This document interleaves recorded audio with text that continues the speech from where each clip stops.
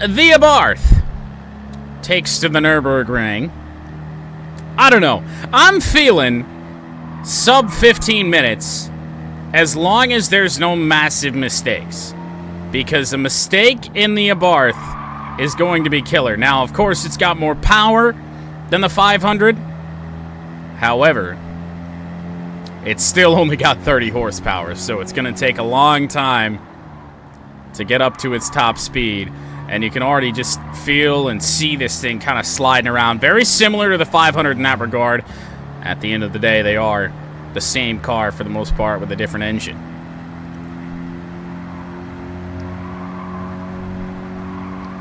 But, I mean, no moments yet. And, I mean, 76 miles an hour, that would have been unheard of in the 500.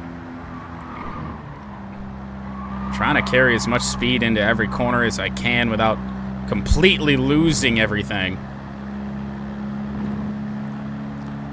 And, I mean, and since we are still so low down the performance point list, I mean, hills are still going to be a problem. We know that.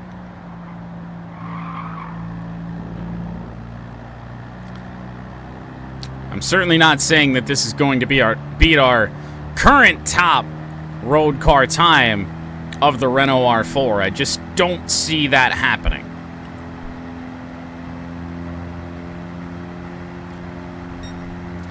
Haven't really made any mistakes throughout any of our laps yet. And then after this, we've got the Willys Jeep coming up, which is certainly going to be a disaster. I don't have as high of expectations for that one as I do this one. Tough to talk about high expectations when we're talking about a 15-minute lap around the Nürburgring, but we'll see how this one goes. 76, 78, 80 miles an hour in the Abarth. That appears to be just about all we've got. Not hitting the brakes, not lifting. Forget what the game tells you.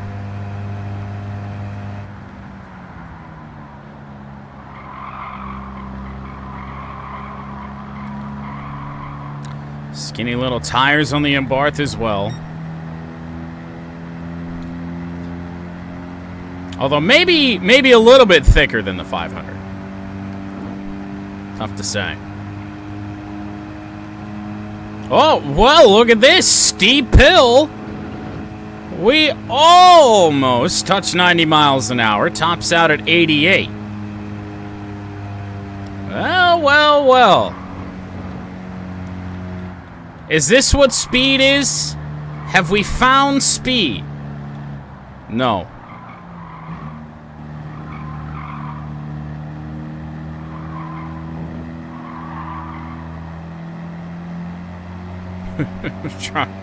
Ripping a fucking Abarth around the Nürburgring.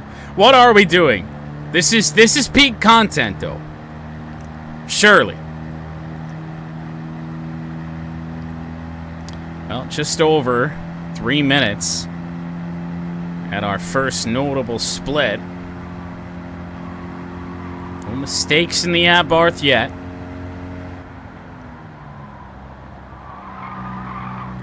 Not going to be done with Abarth after this car. They do have a modern 500 tuned up as well. But it's going to be a long ways away, I do believe, until we get to that.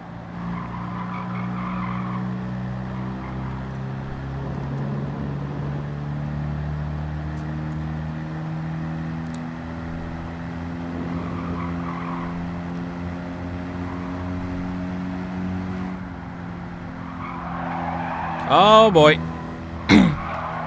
Saved it. I hate this thing. I'm going to say that about plenty of the cars that we drive around here.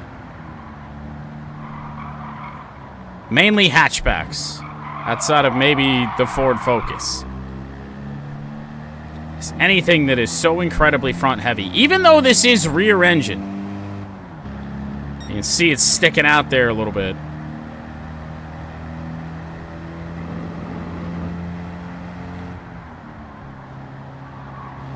At least I think it's rear engine. Sorry if I'm not the biggest Fiat expert.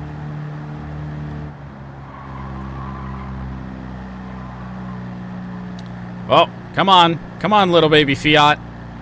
I know it's a hill, but you can do it.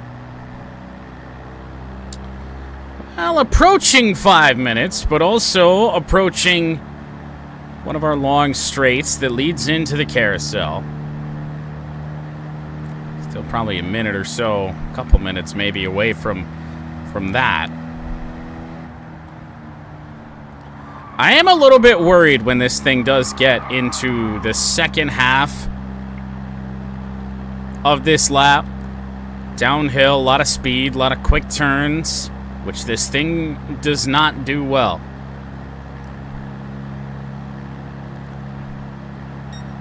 James May would be the perfect driver to get an official timed lap of something slow around the Nürburgring.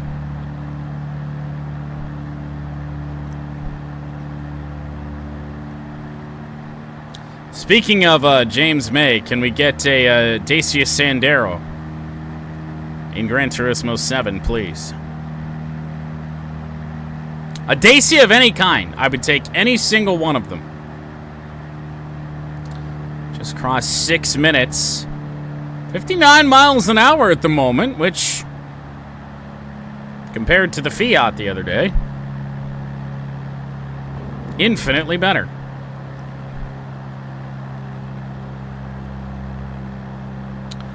I certainly don't think this is beating the Renault R4, nor do I think the Jeep will do that. But I think both cars will have a slight chance, this one more so, to beat the Samba bus. Jeremy Clarkston would not fit in a Fiat. Although, you know, I don't know. He did fit in the Reliant Robin and the Peel P50. Somehow, some way. Alright, about to hit 7 minutes on the timer as we get into the carousel, which means we also are nearing one of the slowest parts of the track for a lot of these older or low-power cars.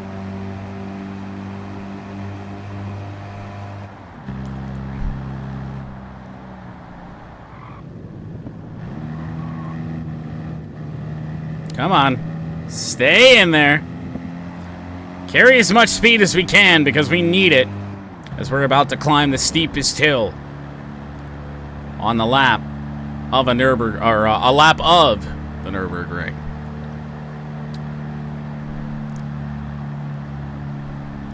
Remember that even the Samba bus was only able to take this up here at about 18 miles an hour.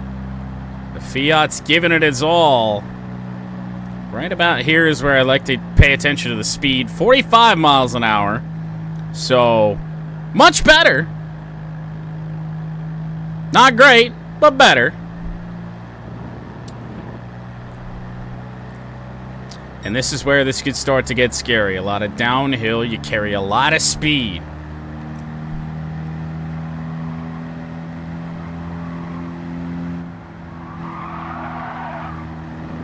Not a little sideways. I'm taking curbs in a Fiat.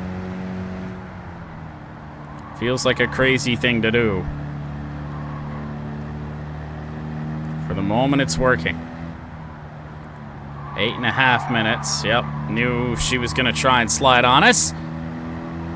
Ready for it. Another big slide as we head into YouTube corner.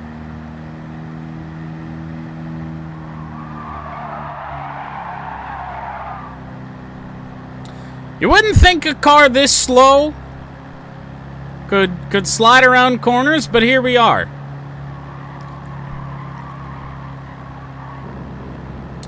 Nine minutes into the lap. Now, of course, wind conditions a little bit different here in this one. Our first ever session here for the Nürburgring time trials in GT7. We did have the wind at our back on some of the longer straights throughout the lap. Here, Kind of a cross breeze. Well, starting to head towards finishing the lap for the Abarth 595. Carrying a good chunk of speed right now. 78, 79.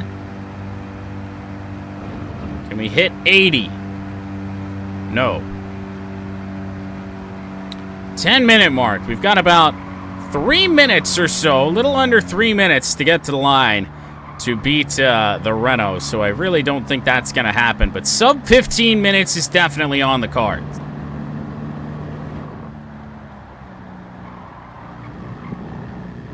It got loose in the mini carousel. Of course it did. Wasn't the greatest entry, but still. 10:30. As here we go. Unleash all 30 horsepower in the 595. Even though we're just about already at max speed. Faster cars are to come, mercifully. As we take a look at the interior of the Abarth. It's an interior. It has a wheel. It is a car.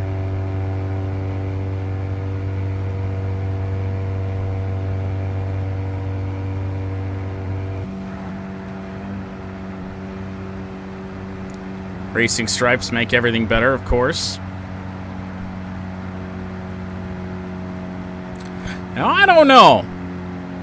I don't remember the exact time of the Renault, but I feel like it's about a minute away.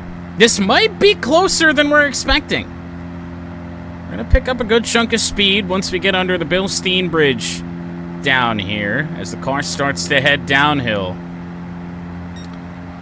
It's still a long shot. I thought we were just under 13 minutes in the Renault. And if that's the case, then so far, every time we've upped a car in terms of performance points, it has indeed gotten faster. This could be a shocking lap from the Abarth. If my memory serves me correct on what the Renault did, only one more corner to go. And we're going to have to check the times, but I do believe that the Abarth 595 is the fastest time set so far. Once again, we're going to have to check it, but that would be a real shock to me, honestly. I'll be damned. Not only does the Abarth beat the Renault R4 by a good bit, I mean, it's almost half a second. Or not half a second, half a minute. Which is a big shock to me. I just did not expect that the Fiat Abarth was going to be that competitive in terms of times.